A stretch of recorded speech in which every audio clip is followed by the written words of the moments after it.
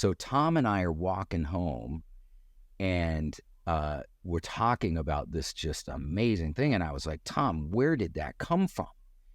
And he explained to me that he goes, you Pakia, that's white.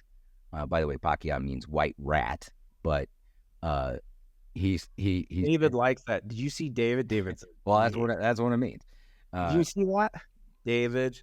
So anyway. Wait, how do you pronounce it? I need to hear it one more. Pakia. Fuck yeah. David's gonna be David's a little slur, dude. You guys have seen the you guys have seen the famous haka, right? Like sure. Go. In that it there's a line, and I can't remember how it goes, but it's basically Pakia la la la la la, right? And it's basically they're basically saying, you white rat, come over here, and I'm gonna cut your tongue off and eat it. Like, that's basically what it is. That's not exactly the translation. Very nice. But anyway, so we're walking home. We had this really just amazing experience, and we get to his house. A neighbor takes us home, and we're walking in the house, and me and my companion are talking about, how was your night, whatever. And I was explaining just what an amazing night it was. And we go into our house, and we're getting ready for bed, and we had our prayer, and we crawled into bed. And maybe about 15 minutes after we had turned out the lights,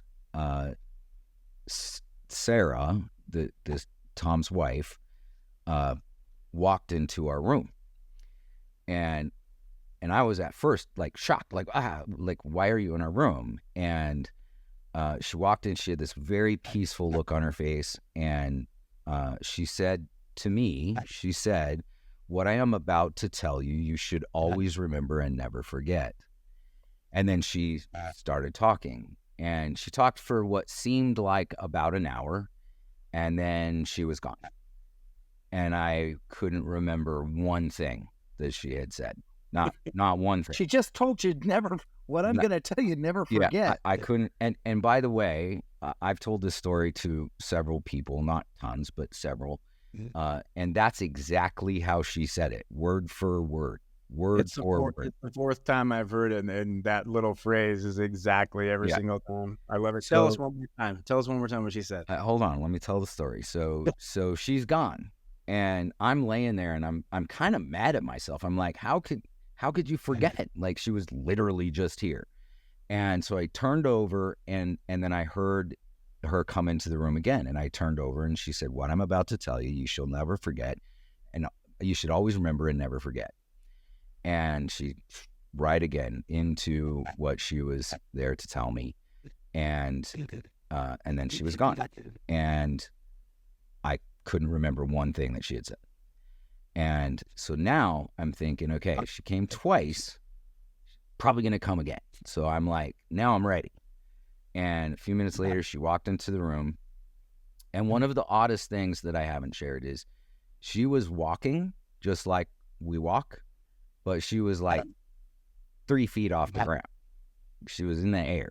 And so she's walking in air. And so she's same exact thing. She said it exactly the same way. What I'm about to tell you, you should always remember and never forget. And she went right into it. And the whole time she was talking, I was like, don't forget, don't forget, don't forget, don't forget. And then she was gone. And I couldn't remember one thing that she had said. I couldn't even tell you what the concept was. I completely forgot it.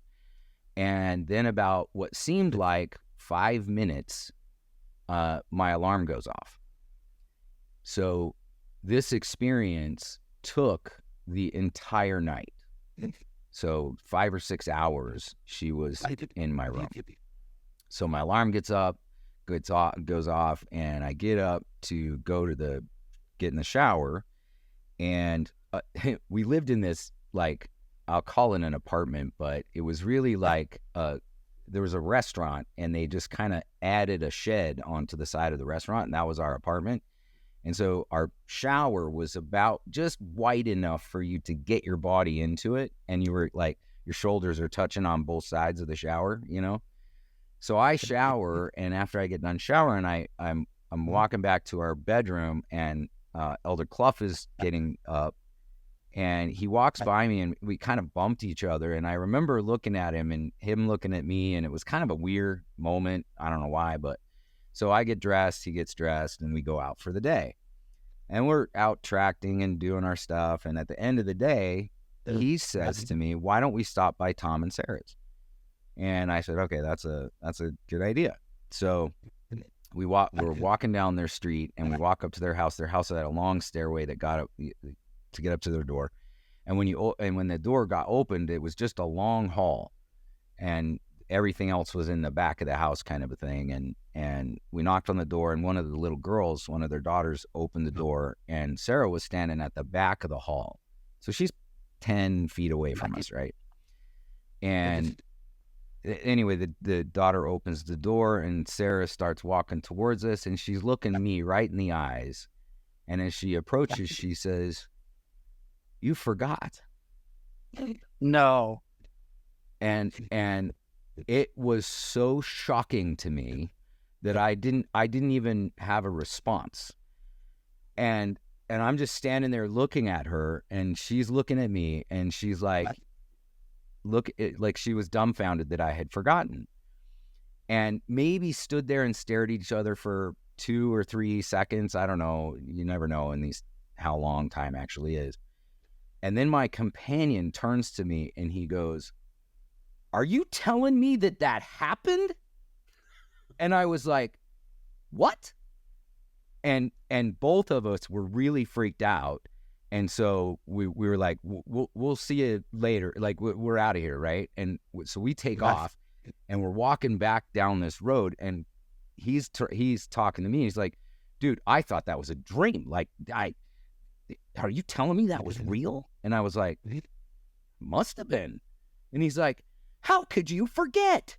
And I'm like, "Well, do you remember what she said?" And he said, "No, I saw her there, but I couldn't hear anything that she was saying. But I saw her there." Wow. And I was like, and you can see the goosies, man. I still get them to this day. So it really freaked us out.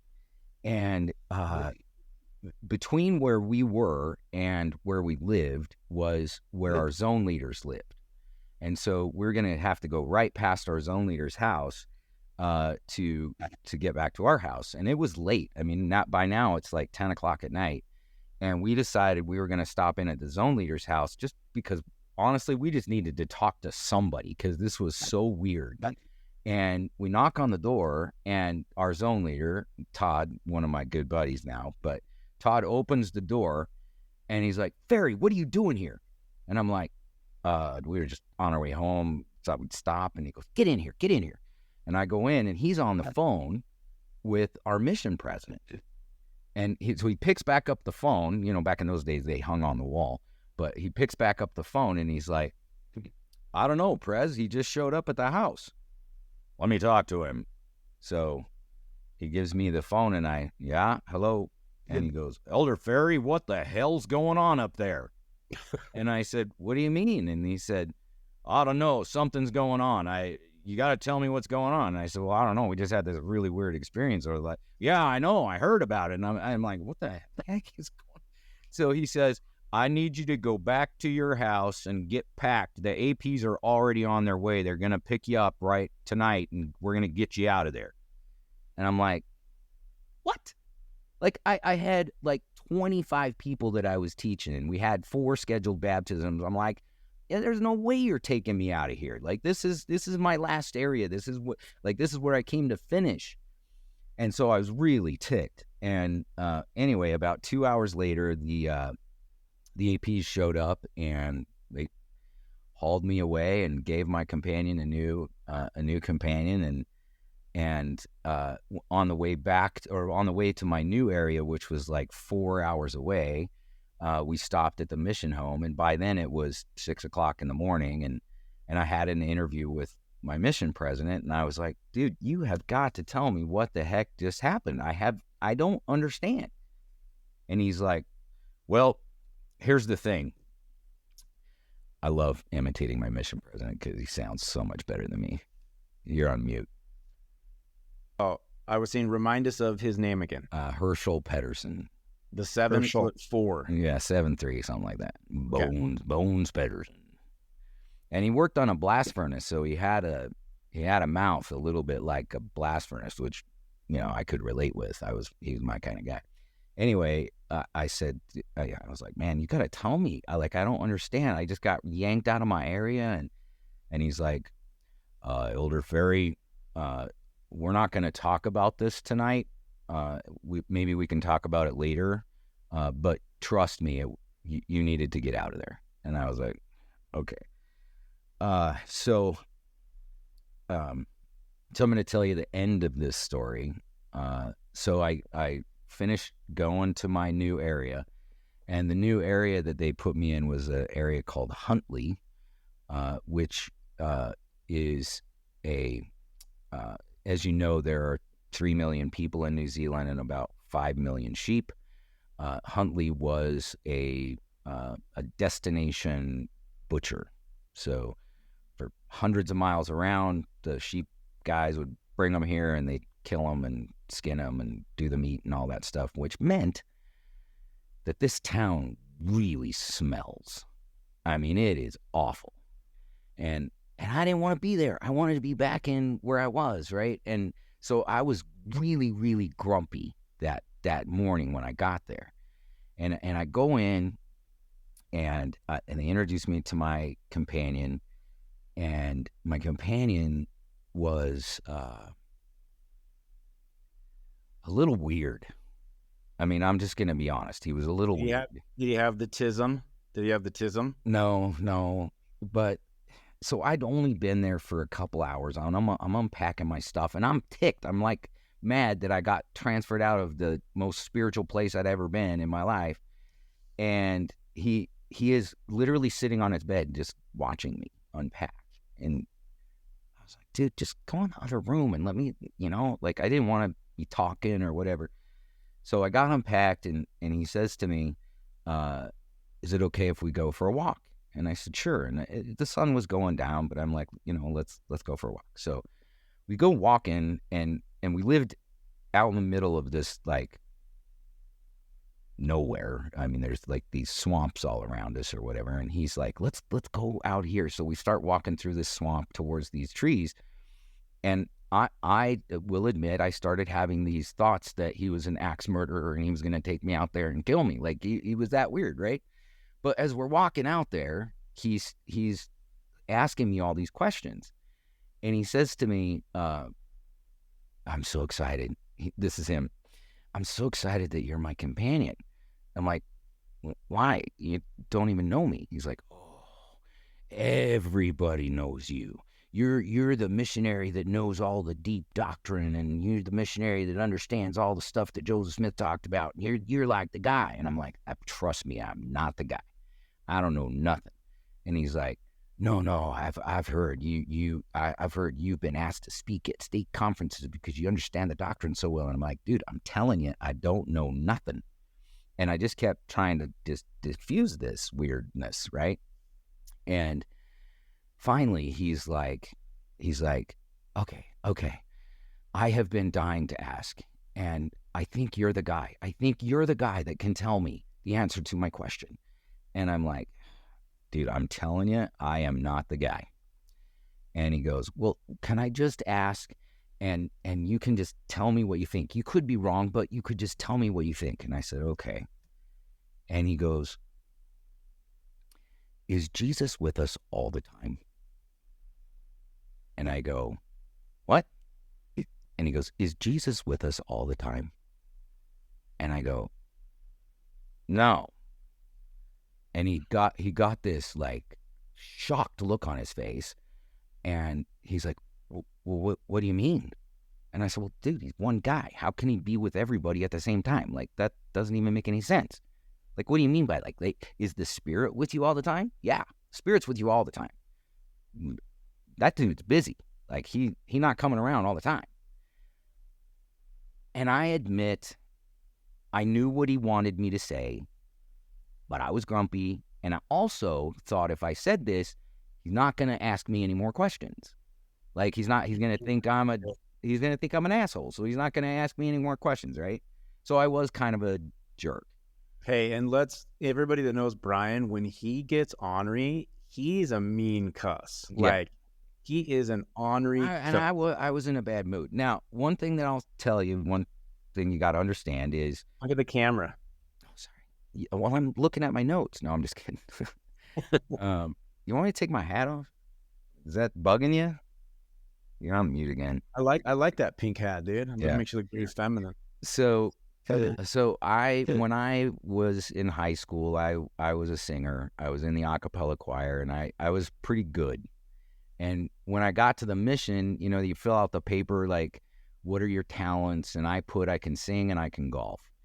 And so every time there was a mission conference or a Christmas party or whatever, I always got asked to sing at these things. And it just so happened that day that I got transferred there, a week later in Auckland, we were having a mission-wide conference. And gosh dang it, I'm going to forget his name now because I'm so old. Richard G. Scott is going to speak at our mission conference. He gave fire talks. Oh, freaking amazing. Amazing. Yeah. So he's speaking. Well, me and 3 other guys are singing a quartet at that conference. And so every night for leading up to it, we would get on the phone because we were all in different areas and we would practice. So I'm on the phone singing the first tenor part and somebody else is singing the baritone and the bass and writing the lead. But we're doing it over the phone. So my companion could only hear me singing the first tenor part. He couldn't hear the other parts, which if you've ever heard a first tenor part by itself, pretty awful, right? I mean, it only works when it's in harmony with something else. Anyway, so I practice all week long, and we get in the car. Our zone leader picked us up. We get in the car. We drive up to Auckland. It's a couple hours, and for this conference. And because I was singing, I was sitting on the front row with these 3 other guys that I was singing with, and my companion was sitting in the back of the chapel, which, of course, standard protocol, you should be sitting with your companion at all times. And anyway, Elder Scott gets up and gives this freaking amazing speech about putting on the whole armor of God, which we could have a whole conversation about. Amazing stuff. And at the end of his talk, he goes, "All right, elders and sisters, I'm going to open it up for questions." And the blood just went out of my face. And Elder Kingy, who was sitting next to me, he was the baritone, he said, "What's the matter with you?" I said, "Dude, this is not going to go good." And he goes, "What do you mean?" And I said, "I guarantee you my companion is going to ask a question and it is not going to go good." And he goes, "Why?" And I said, "Because I already answered it." And he goes, "Well, what does that mean?" I said, "Well, we got 2 problems. One of 2 options. He's going to ask it to an apostle of the Lord, and an apostle is going to give him an answer. If he answers the same way I did, this kid's going to think I walk on water. If he answers it in opposition to what I said, he's going to think I'm the devil." And Kingy's like, "Oh, don't worry about it, man. That's not going to happen." I'm like, "Ah." And then as soon as he got done saying, "Okay, I'll take questions," my companion not only raised his hand, he jumped out of his chair. And I hit Kingy and I said, "There we go." And sure enough, "Elder Scott, is Jesus with us all the time?" And Elder Scott bowed his head for probably about a minute, literally just looking at the podium, at the pulpit. And he raised his head and he looked right at my companion and he said, "Elder, there are some things that God wants you to figure out on your own." And I was like, holy shit, that's the only way I'm going to be safe. Like, that was freaking amazing. And so I was like elated, right? I was so excited because I knew I was okay. And anyway, so after the thing, we did a dinner in the cultural hall. In the gym, yeah. Yeah, and I couldn't find my companion the whole night. I kept like looking for him. I'm asking around. I couldn't find him. And of course, I'm worried about the guy because I knew, whatever. And I couldn't find him. So I went up to one of the APs and I said, you guys, I think my companion left. He's not, I can't find him. And so everybody started looking for him. And then we all went outside looking for him. And we finally found him. He was like maybe 100 yards away from the church, sitting with his feet in a little irrigation ditch. And his suit is in the irrigation ditch. And I was like, I went up, they said, he's over here. And I went up and I put my arm around him and I said, hey man, you doing okay? And he looked up at me and he said, yeah, I'm doing okay. And I was like, okay, you want to come inside and eat? No. Should we go home? Yes. Okay. So we get in the car and we're driving back, and he is sitting in the back with my zone leader's companion, and I'm sitting in the front with my zone leader. And we're driving back, and the whole way home, this kid is saying stuff. Like, he's just talking. And the stuff that he was saying was kind of like not even coherent, right? And we were worried about him, like really worried about him. So we get back to the house, and I kind of helped him up the stairs to our front door, and I put him in bed. And as we're getting into bed, he's still just mumbling. And I was like, you doing okay, man?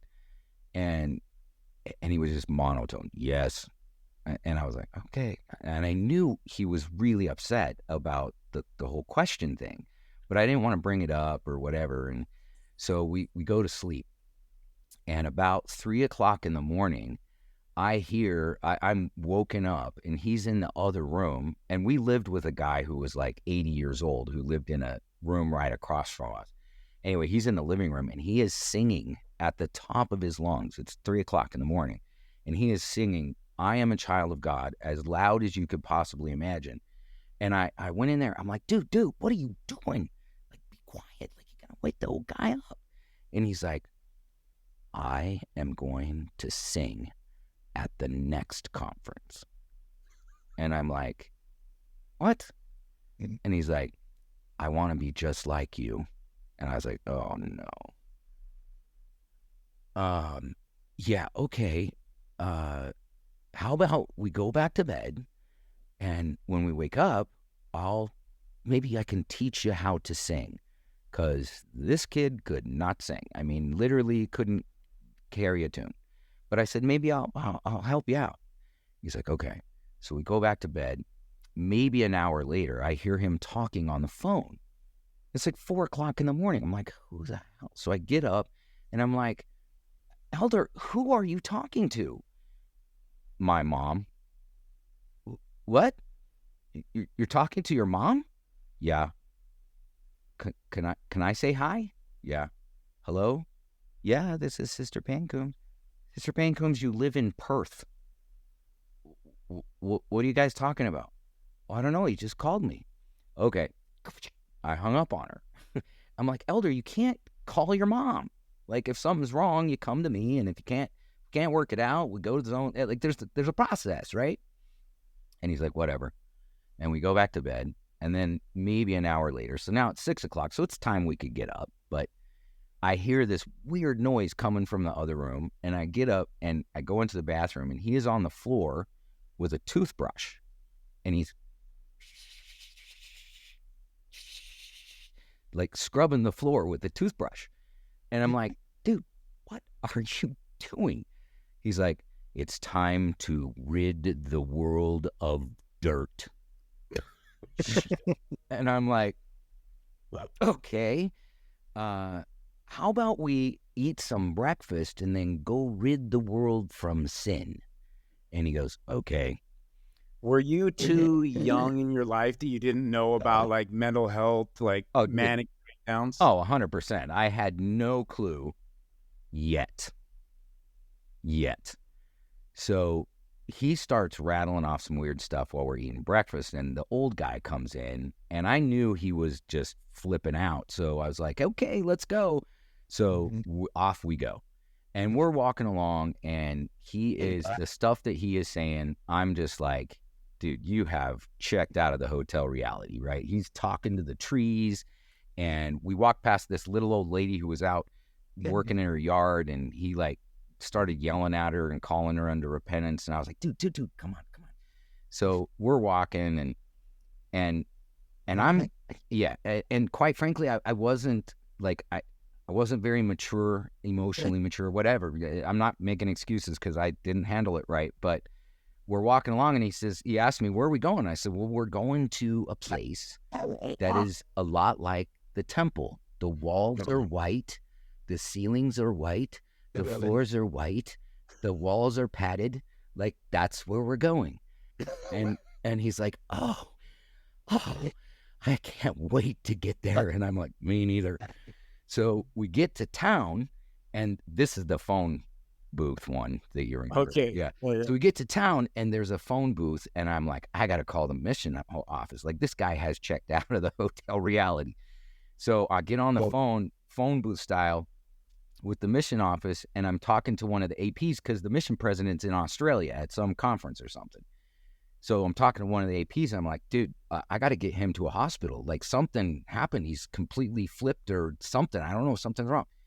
And he's like, I don't know what to do. So you give me the phone number to the payphone, and I'll call President Pedersen in Australia and have him call you back on the payphone. I'm like, okay. So I hang up. I'm waiting. And I turn and I look over my shoulder, and my companion has his scriptures on the ground, and he is standing on top of them, and he is preaching the gospel to all who will listen. And he has now got a whole group of like mongrel mob dudes. Like, by the way, in New Zealand, mongrel mob is a gang, like a biker gang, but they're all former LDS guys. So they take care of the missionaries like crazy, right? So he's surrounded by these mongrel mob guys, and he is like literally calling them to repentance and just yelling at them. And the mission president calls, and I pick up the phone, and I'm telling him what's going on. He's like, I'm like, dude, he's checked out of the hotel. Like, he is gone. Like, we got to get him to a hospital. He's like, Elder, we can't take him to a hospital. We need to just get him home, and I'll have the APs come and pick him up. I want to avoid a hospital if at all possible. And I said, I don't think it's possible, dude. Like, this guy, something's wrong. Like, something's really wrong. And he's like, well, this is what I want you to do. I want you to walk back home with him, and no matter what he says on the way back, you agree with him. No matter what he says, you agree with him. And when you guys get home, I want you to read aloud section 19 of the Doctrine and Covenants. Like, it's a great part of the Doctrine and Covenants. Read that together. Okay, I can do this. So we start walking back, and the conversation, I mean, hello. Oh, you are a tree. A really pretty tree. I mean, I'm not kidding you. He's lost his mind. Totally lost his mind. And we get back to the house, and I'm kind of scared because he's like, this kid's really sick, and I can tell now that he's really sick. And so we go into our bedroom, and I said, let's read section 19 together. And he's like, okay. And I'm like, sorry, what'd you say? Okay. I was like, okay. So I open it up. He opens it up. I start reading it, and I'm not even looking at him. I'm like, I'm going to read from this. And I hear this noise, and I look up, and he has his pen like this, and he is just scribbling, and the pages of his scriptures are literally... Oh, his scriptures? Oh, yeah. These pages are literally just disintegrating. He's just shattering. He's just shredding them, right? And I'm like, dude, what are you doing? He's like, I'm highlighting it. I'm like, okay. So I keep reading, and then we've been going for maybe 15 minutes. What does section 19 talk about? Like, why did he direct you to that one?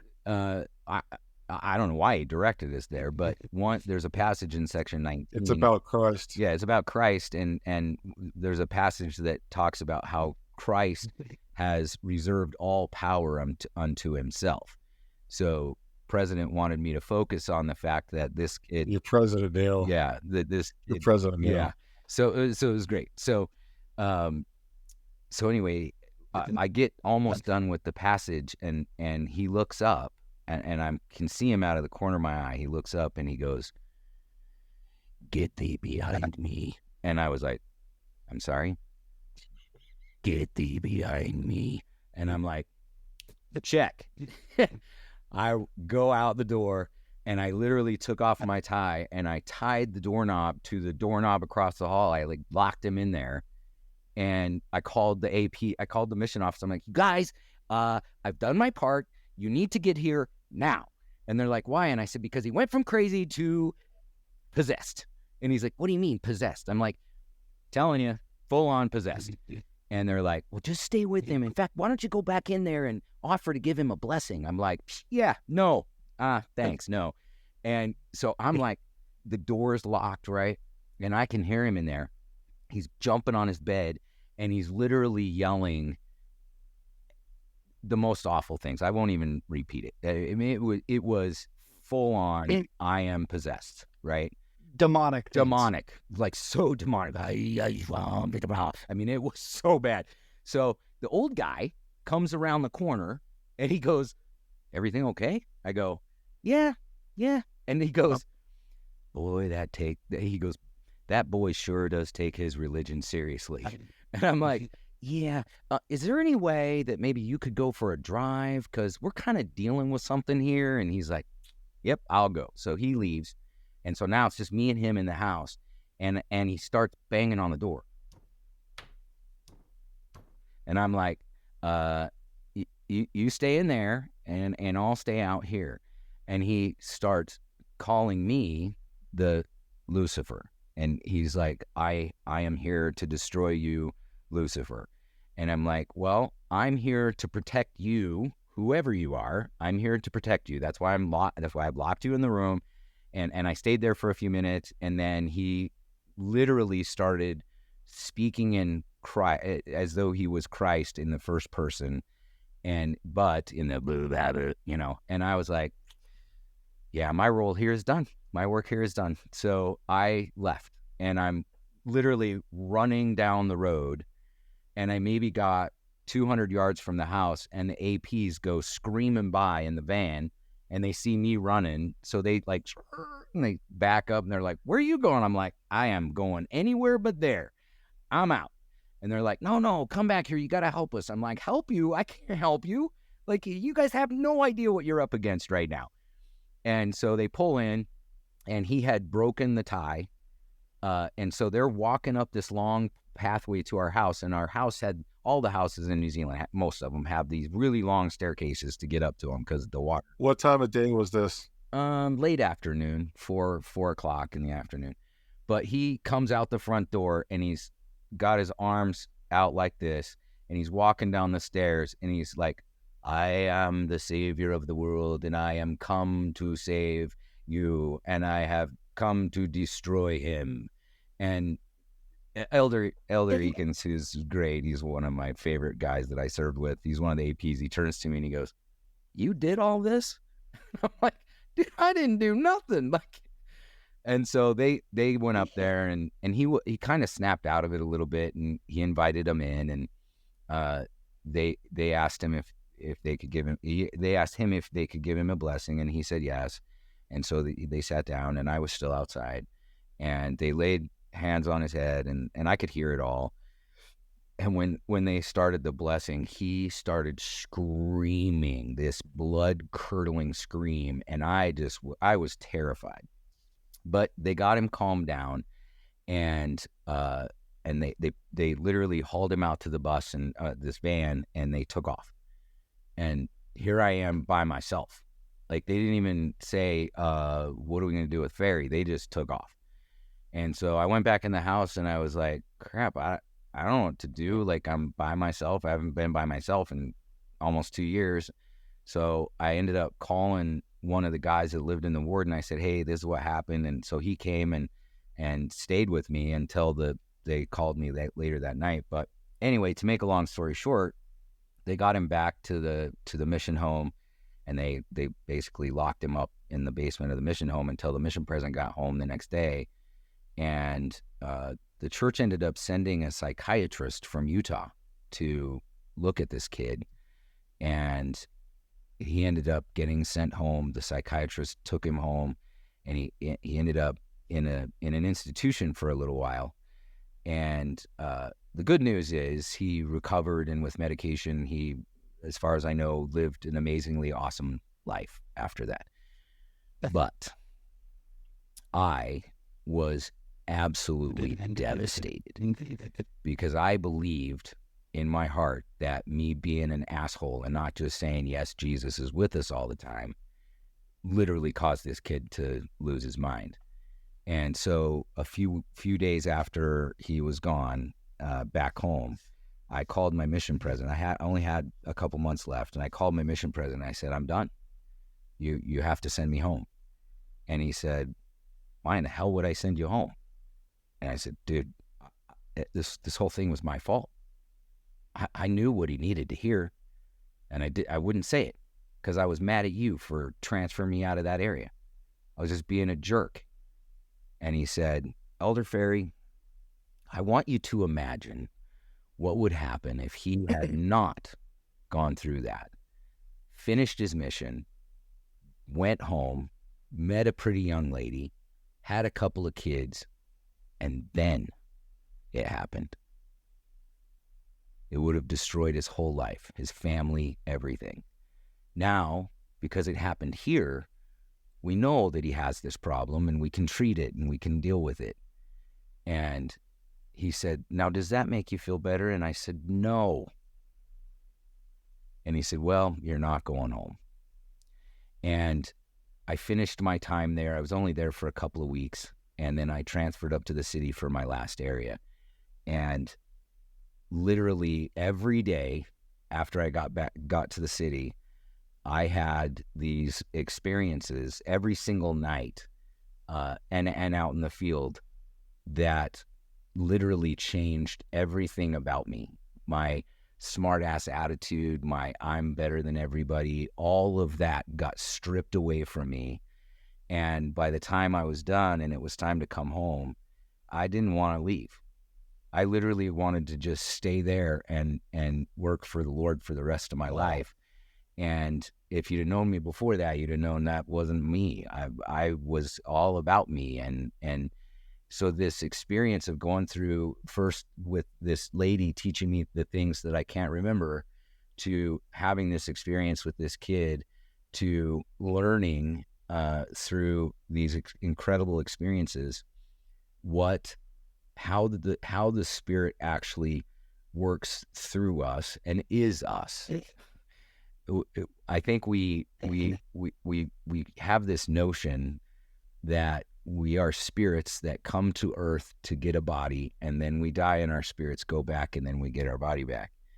And I don't think that's how it is. I think everything about us is who we are. And the Spirit creates our body and creates everything about us. It's literally the Spirit of God. And anyway, so the last month that I was there, I had these just incredible experiences. In fact, I still have a book right there on my shelf that I got from a lady when we were out tracting, and it's a book that literally has been with me now for 30 years. So it was incredible. I'll share one more, and then you can shut me up. But what's the name of the book? Oh, I don't know if I should say it out loud. It's called Reincarnation: The Phoenix Fire Mystery. All right. Well, we did it. We have a whole show on it. If you haven't checked it out, it's called To Go No More Out. We did a whole show on this. Yeah. Talking about that concept. Yeah. So Trevor and I have talked about To Go No More Out for almost 20 years now. So we were out tracting one day, and in New Zealand, there's a lot of flag lots. So there's a house up front and a house in the back kind of thing. So you got this really long driveway, and we were walking down this really long driveway, me and my companion, and he kept telling me, dude, I don't feel, this doesn't feel right. I don't think we should knock on this door. And I'm like, dude, that's why we should knock on this door. And we knock, and this woman opens the door, and this like puff of smoke comes out the door. She smoked so much in her house that when she opened the door, it like came out. And she invited us in, and we went in and sat in her living room, which was very small. But she probably had 200 crucifixes on her wall. And we're talking about the gospel and teaching and whatnot. And I saw on her nightstand, I saw these stacks of paper, and the paper looked really, really old. And I'm into really, really old stuff. So I'm looking at it, and I'm kind of trying to figure out what it says on it. And it's typed, but the typed letters are kind of fading. And I read at the top of this one page, there was part of the story of the brother of Jared was on this. And I was like, what are these papers? And she said, oh, those are the writings of a prophet. I was like, well, do you mind if I look at them? And she said, sure. So I lift these papers up and I start reading through them, and some of the most incredible stuff I had ever read, like incredible stuff, the second anointing, the washings, and I was like, where the heck did you get this? I don't know, some lady mailed them to me. Well, down at the end of it, it said that these were the writings of Annalise Scarron, who I had never heard of before. And I asked her if I could take them home with me and study them, and I would bring them back. And she said, oh, no, you can have them. And so I took them. And as we were getting ready to leave, I said to her, hey, can you tell me why you have all of these crucifixes on the wall? Like she had those ones that like Christ is actually on the cross. And she said, well, they protect me. And I said, okay, well, they're kind of gross. And she goes, what do you mean? And I said, well, the cross is a symbol of torture and death and pain and really awful stuff. And I said, if you just pray and ask Jesus Christ to protect you, he'll protect you, but you don't have to like have all of this going on. And she says, oh, I think you're right. Why don't you take them? So she starts taking all these crucifixes off the wall, and me and my companion are like stuffing them in our backpacks, right? So we leave, and he's got 10 of them, and I got 10 of them, and we got these backpacks full of crucifixes. And we go back to our apartment, or our flat was a house, and we took them out, and we spread them all. We lived with 4 other guys, and we spread them all over the house, and we took all these pictures. Anyway, you guys aren't laughing. It was really funny. But I got my hands on the writings of Annalise Scarron for the first time, and I was blown away. And so the first book that I bought when I got home was Ye Are Gods by Annalise Scarron. So there you go. Well, awesome. What was the brother of Jared part of that? I don't remember that from. This wasn't from one of her books. This was a letter that she had written to her daughter. It was a letter that Annalie had written to her daughter. And she's not LDS, right? Annalie was LDS. Oh, okay. I didn't realize that. She was excommunicated in the mid-50s, I think. I can't remember. They kill all the good ones.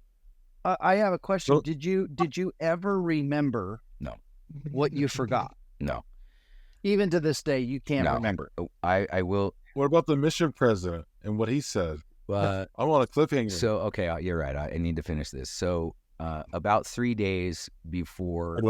About 3 days before I came home, we had come home.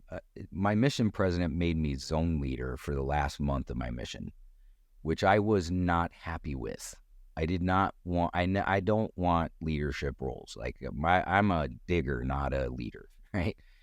Anyway, so now I'm zone leader, and we got these sisters in our zone who I absolutely adored, the hardest working missionaries in the mission. Me and my companion got home. It was about 10 o'clock at night, and I was really tired. So he agreed that he would stay up and do the stats for the day and call everybody and get their stats. And I was just going to go to bed. This is literally the week before I left to come home. And I got into bed, and I immediately fell asleep. And about what seemed like a few minutes after I fell asleep, this old man walked into my room, and he shook my leg and woke me up. And he said, he said, "Come with me." And I don't know why, but I stood up and I walked with him, and I walked right past my companion, and he was doing the stats, and we walked out onto the veranda. We had this veranda outside our house. And when I got out there, this old guy's wife was with him. And he said, before you go home, you need to learn the meaning of the anointing. And I said, which anointing? And he said, the anointing of Christ. And I'm not going to tell you everything that happened, but I will tell you that for the next 20 or 30 minutes, this guy explained to me the meaning of the anointing and the initiatories, and what each one of those parts of our body, each one of those parts of our body interact with the Spirit. And that's really as deep as I'm going to go on that, because it was. In the future, would you, because you've told me this before, would you do a podcast on it? Like 20 minutes? Yeah. I mean, this one's one of the ones that's really sacred to me, but anyway. It's wonderful to understand the anointing. I also want to do it To Go No More Out podcast. You should check out the one we did. I did watch it. You did? Yeah. Okay. Yeah. Okay. So anyways, when we got done, it became clear to me that this man and this woman were married. They were husband and wife, and it wasn't clear to me then who they were, but it was clear to me that they were married. And then I remember we were really going into some really cool stuff, and the phone rang. And it was so freaking loud. It was like, and it startled me. And I woke up, and now I'm back in bed. And I woke up, and I reached over and I picked up the phone, and I was like, hello. And it was the sister missionaries. They're like, Elder Ferre, can you come and give us a ride home? I'm like, you guys, it's like 4:00 in the morning. What the hell are you doing? And she was like, what are you talking about? It's 10 o'clock. And I looked over at the clock, and it had literally been 4 minutes that I had been asleep. And it literally felt like I'd been asleep for 5 hours, and that this dream had gone on for 5 hours. And so then I kind of woke up, and I told my companion, we got to go get the sisters, and we went and got them. And as I was kind of becoming more and more awake and more aware, I knew that part of what they told me was part of what she had said. It wasn't complete, and it wasn't they didn't say it the same way, but it had to do with all of the same stuff. And then I had been home for my mission for about 2 years, and I was studying at Southern Utah University. I had an English class. I don't know why I didn't put 2 and 2 together, but my English professor's last name was Benson. He was like the nephew of Ezra Taft Benson or something. And I was in a creative writing class, and I wrote a paper called The Mormon Enigma. Well, it was called Emma, the Mormon Enigmatic Prophet. And I wrote about the role that Emma played as prophet, seer, and revelator. And my professor gave me an A and turned me into my bishop. So that was the first time I got called in to talk to the bishop about my writings and my ideas. That was the first time that had ever happened. And he didn't like discipline me, but it was very clear, don't ever write about these kinds of things, you know, whatever. I'm like, it was a creative writing assignment. I was not saying it was true. It was, but I wasn't saying that it was. Anyway, so a couple years after that, I went to see my mission president. That was the first time I had gone to see him since I got home. And he was getting a little older. And when I knocked on his door, he opened the door. Elder Ferre, come on in. And we went in and we talked for a long time. We talked about a lot of stuff, including To Go No More Out. And then I asked him to tell me what happened that night. And he said, you're not ready to know what happened that night yet. And so I forgot all about it. Subsequently, we won't say I completely left the church. I just wasn't involved anymore. And And then about 8 years ago, my wife passed away in her sleep, and I came up to Utah with my kids. I ended up getting remarried to this incredibly amazing, awesome, beautiful human being. And we'd been together about 2 years and married 2 years. And my mission posted on Facebook that they were doing a reunion and that President Pedersen was going to be there. Now I'm sure he was in his mid-90s, like he's pretty old. And so she and I went, and I pulled him aside there, and I said, am I ready to know what happened? And he said, yeah, I think you are. And I said, great. What happened? And he said, Sarah's the only one that can tell you. It's like, are you kidding me? I got to go back to New Zealand to figure this out. What are you talking about? So I called Sarah on Facebook Messenger, and we had a really cool conversation. And but she wouldn't tell me. She said, I can't tell you. You have to get it from God. So anyway, and that is the end of the story. And you're still waiting for the answer. Yeah. Did she tell you how she visited you in the spirit? Yeah. She says this is a deep well, dude. Yeah, she I think in Navajo they call them skinwalkers. She just travels wherever she wants in the spirit. Kind of a transcendental. Yeah. Incredible. Yeah. She's an amazing human being. Amazing. I love these mission stories. Yet in my own mind, as you're telling these stories, I'm like reminded of my own crazy mission stories I'm sure we've all had. So Bryan, the Smoking Prophet, thank you for coming on. I love the name The Smoking Prophet. I think that is such a bad A name. So thank you so much for coming on, sharing these incredible stories. I hope everybody that watched this enjoyed. You have a great way of just telling stories. I don't know if it's your voice or how you describe things. I'm sure this is how Mark Twain was, as he would tell stories. So, really, really cool. Thank you. Thank you again for coming on. David, Trevor, any final thoughts as we wrap up?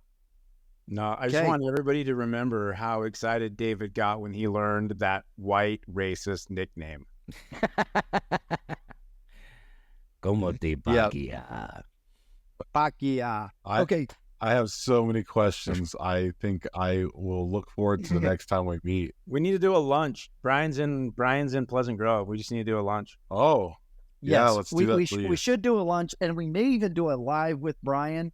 Ask Bryan anything. That might be kind of fun as well. So the Smoking Prophet is going to be live. But I also want to do some other shows with you talking about some of these deeper doctrinal things. So, all right. Well, for myself, I'm Shane Baldwin. Thank you so much for tuning in. For David the Lion Douglas and Trevor Keys and the Smoking Prophet, thanks for joining us at Zion Media. If you like this video, make sure and hit that like button, subscribe, and as our friend says right after this, you're going to post this, David, the one who votes for Kamala, share.